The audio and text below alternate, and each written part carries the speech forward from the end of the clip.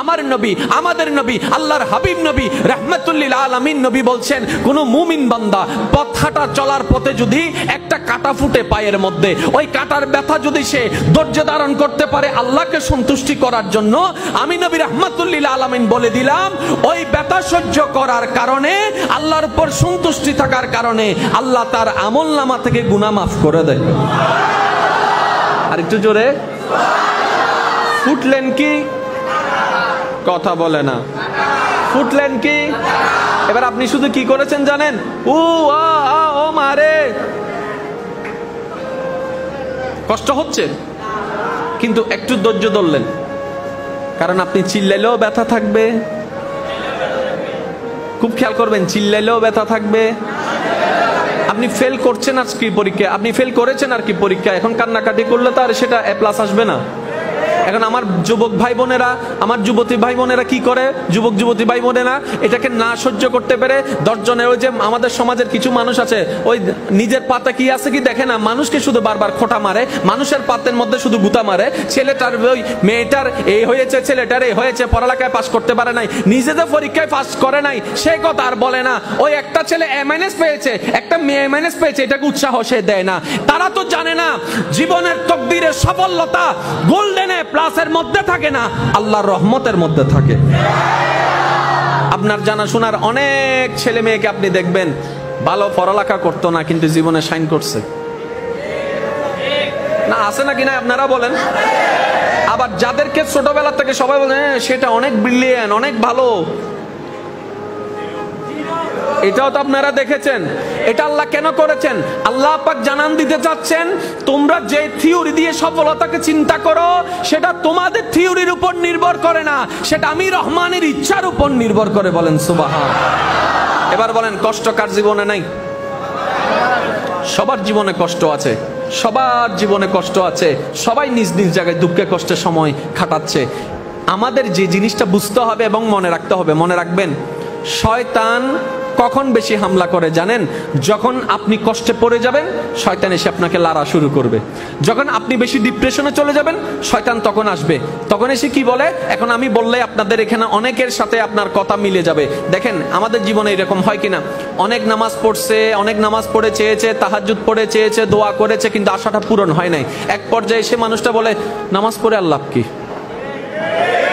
হয় হয় এরকম হয়, চেয়ে আর লাভ কি?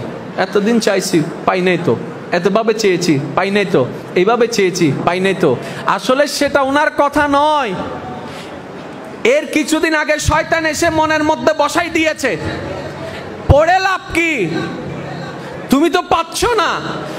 আমরা বোকার মতো কি করলাম, ওই শয়তানের কথাটাকে নিজের কথা ভেবে আপন করে নিয়ে আমরা ধোকায় পড়ে গেলাম।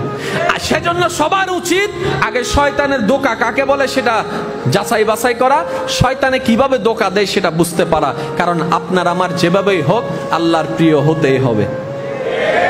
আর একটু জোরে বলেন না, আল্লাহর প্রিয় হবার ইচ্ছা আছে না নাই? আপনি চান কিংবা না চান আপনাকে মরতে হবে, আপনি চান কিংবা না চান আপনাকে কবরে যেতে হবে। কি নিয়ে যাচ্ছেন ভাই, কি নিয়ে যাচ্ছেন? নিজেকে প্রশ্ন করেন। তর্ক করার দরকার নাই, ঝগড়া করার দরকার নাই। এবার আল্লাহ পাক রব্বুল আলামিন কি সুন্দরভাবে বলছেন দেখেন, হে আমার বান্দাগণ, তোমাদেরকে আমি পরীক্ষা করব ভয় দিয়ে। আর একটু জোরে, হে আমার বান্দাগণ জেনে রাখো, আমি তোমাদেরকে মাস্ট বি পরীক্ষা করব ভয় দিয়ে। সম্পদ নষ্ট করে, আপনজনদেরকে তোমার কাছ থেকে কেড়ে নিয়ে, আরো বিভিন্নভাবে আমি তোমাদেরকে পরীক্ষা করব, এতটুক জেনে রাখো। যেহেতু আল্লাহ জানাই দিয়েছেন, তার মানে পরীক্ষা নিবেন। যেহেতু আল্লাহ জানাই দিয়েছেন আপনাকে পরীক্ষা নিবেন। এবার আপনি যতদিন এই দুনিয়ার মধ্যে থাকবেন, এই পরীক্ষা আপনাকে সম্মুখীন হতেই হবে। হয়তো এইভাবে, না হয় এইভাবে, না হয় আপন দিয়ে, না হয় পর দিয়ে, আপনাকে এই পরীক্ষার সম্মুখীন হতেই হবে, এতটুকু মনে বসাই নেন। এবার পরীক্ষা যখন সামনে, ইচ্ছা করুক না করুক, মনে ভয় লাগুক না লাগুক, পরীক্ষার হলে তো যেতে হবে। এখন আপনার পরীক্ষা যখন সামনে, আপনাকে তো পড়ালেখা করতেই হবে। সেজন্য দেখলেন না এসএসসি পরীক্ষার মধ্যে যখন আমার ভাই বোনেরা পড়ালেখা করে নাই, যখন হঠাৎ করে অ্যানাউন্স হয়েছে পরীক্ষার সময় সবাই পড়ালেখা হুরুস্তুল পড়ালেখা শুরু করেছে। এই সামনে এসএসসি পরীক্ষা আসবে, আমার ভাই বোনেরা হুরুস্তুল পড়ালেখা করছে। এতদিন পড়ি নাই আমরা, সেটা এখন টানতে হচ্ছে আমাদেরকে। কথা বলেন ঠিক না? এবার আপনাকে পরীক্ষা দিতে হবে। এবার আপনি পরীক্ষার জন্য প্রস্তুতি যদি নিতে পারেন, আপনার জন্য সফলতা সহজ। এবার পরীক্ষার প্রস্তুতি কিভাবে নেবেন এবং সফলতা কিভাবে হবেন, সেটাও আল্লাহ পাক কোরআনের আয়াত দ্বারা বুঝাই দিয়েছেন। বলেন না সুবহানাল্লাহ? আরেকটু জোরে বলেন। আল্লাহ বলছেন বিভিন্নভাবে আমি তোমাদেরকে পরীক্ষা, আওয়াজ হয় নাই, হে বান্দারা জেনে রাখো আমি আল্লাহ তোমাদেরকে বিভিন্নভাবে পরীক্ষা, কিন্তু ওয়াবাশশিরিস সাবিরিন, শুভ সংবাদ আমি আল্লাহ জানাই দিলাম তাদের জন্য যারা সেই বিপদ আপদ মুসিবতের মধ্যে এসে শয়তানের পাল্লায় না পড়ে আমি আল্লাহর উপর সন্তুষ্ট থাকতে পেরে ধৈর্য ধারণ ধরে থাকতে পারে, ধৈর্য ধারণ করে থাকতে পারে। আমি আল্লাহ শুভ সংবাদ তাদের জন্য শুনাই দিলাম। তার বিপদও আছে, শুভ সংবাদও আছে। একটু খেয়াল করবেন, বিপদও আছে, শুভ সংবাদও। এবার বলেন তো কোনটা আগে? জোরে বলেন না। শুভ সংবাদ, শুভ সংবাদ। এবার শুভ সংবাদ চাই না কে? সবাই চাই। এবার আমাদের যদি চাওয়াটাই শুভ সংবাদই হয়, তাহলে আমাদেরকে ওই বিপদের সেতুটা পার দিতেই হবে। এবার বেজার লাগে কোথায়? শুভ সংবাদে নাকি বিপদে? জোরে বলেন না। হতাশ হয় কখন? শুভ সংবাদে না বিপদে? এবার আপনার ব্যবসা করেছেন অনেক টাকায় লোন করে, অনেক টাকা লোন করে আপনি অনেক কষ্ট করে ব্যবসা দাঁড় করাইছেন, 3 মাস আপনি লস। এবার আপনার সব দিক থেকে সবাই চাপ দেওয়া শুরু করলো, টাকা দাও টাকা দাও টাকা দাও। এখন আপনি ডানো বামো সামনো পিছনো পথ দেখতে পাচ্ছেন না। এই কৌশলগুলো যদি আল্লাহর ওয়াস্তে যদি আমরা শিখে ফেলতে পারি, সবার আমাদের মধ্যে ঈমানের আলো জ্বলে উঠবে। সুবহান।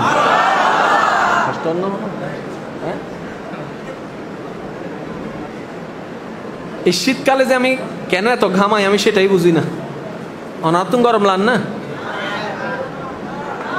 অদুনো হদ্দা না অদুনো হদ্দা, হ্যাঁ হন্ডে যাইতাম। আপনাকে পেয়ে সবাই ঠান্ডা হয়ে গেছে, আপনাকে পেয়ে সবাই ঠান্ডা হয়ে গেছে।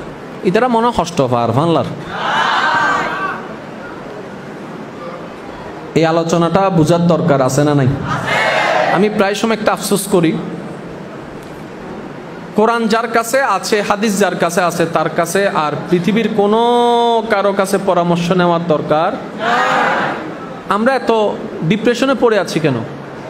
আমরা কোরআনটাকে আসলে বুঝার মতো, বলেন না ভাই একটু, আমরা কোরআনটাকে বুঝার মতো বুঝি নাই। এই কোরআনটাকে যদি আমরা বুঝার মতো বুঝতে পারতাম রবের কালাম হিসেবে,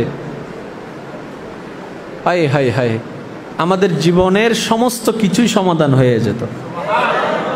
এখন একটু খেয়াল করবেন, আয়াতটা বুঝার চেষ্টা করি, আল্লাহ যদি আমাদেরকে তৌফিক দান করে। আর একটু জোরে বলেন না। বিপদ আগে, শুভ সংবাদ। তাহলে আপনার আমার টার্গেট কি? শুভ সংবাদ। তাহলে শুভ সংবাদ যদি এখানে হতে পারে, 1 সপ্তাহ হতে পারে, 1 মাসও হতে পারে, 1 বছরও হতে পারে, 10 বছরও হতে পারে। ওই টাইম আপনি আমি শনাক্ত করতে পারবো না, ওই টাইম আপনি আমি সিলেক্ট করতে পারবো না। রবের যেই দিন ইচ্ছা সেই দিনেই তিনি আমাদেরকে পার করাই দিবেন। সুবহান। তাহলে আপনাকে আর শয়তানে ফাঁদে ফেলতে পারবে? আরো জোরে বলেন না, ফাঁদে ফেলতে পারবে? যেমন আপনি যদি কারোর জন্য অপেক্ষা করেন, সে যদি বলে আমি 10 মিনিটের ভিতর আসতেছি, তখন দেখবেন অস্থিরতা বাড়ে। কারণ আপনার কাছে টাইম এখানে সেটিং হয়েছে। কিন্তু 10 মিনিট তো হয়ে গেল, 9 মিনিট হলো, সে তো আসে না, 10 মিনিট হলো আসে না, 12 মিনিট 15 মিনিট হতে না হতে আপনি কিন্তু আবার একটা কল দেন। আর সে যদি প্রথমে এই কথা বলতো, দোস্ত তুই দাঁড়া, আমি জ্যামের মধ্যে আছি, দেখি আসতে কতক্ষণ লাগে, তাহলে কিন্তু আপনার এই টেনশনটা লাগতো না, কারণ আপনি কোনো টাইম জানেন না। আমরা বেশিরভাগ মানুষ বোকামি করি কি জানেন? এই যে আমরা নামাজ পড়লাম, কোন একটা স্বপ্ন চাওয়া পূরণ হওয়ার জন্য রোজা রাখলাম, নফল নামাজ পড়লাম, তাহাজ্জুদ রাখলাম, তাহাজ্জুদ করলাম, দোয়া করলাম, আমাদের চাওয়াটা হয় কি এটা ইমিডিয়েটলি যেন হয়ে যায়, ইমিডিয়েট যেন পেয়ে যায়। এমন ভাবে ভাবনি আমরা এক একজন আল্লাহর ওলি হয়েছি, আমরা এক একজন আব্দুল কাদের হয়েছি, আমরা এক একজন মঈনুদ্দিন হয়েছি, আমরা এক একজন রাবিয়া বসরি হয়ে গেছি। আমাদের তো সেই ধৈর্য এখনো হয় নাই, আমাদের ঈমান তো সে এখনো হয় নাই। আমাদের বুঝতে হবে বান্দার কাজ শুধু চাইতে থাকা, রহমানের যেই দিন ইচ্ছা সেই দিনে তিনি দান করবেন। এবার আপনার জীবনে তো অনেক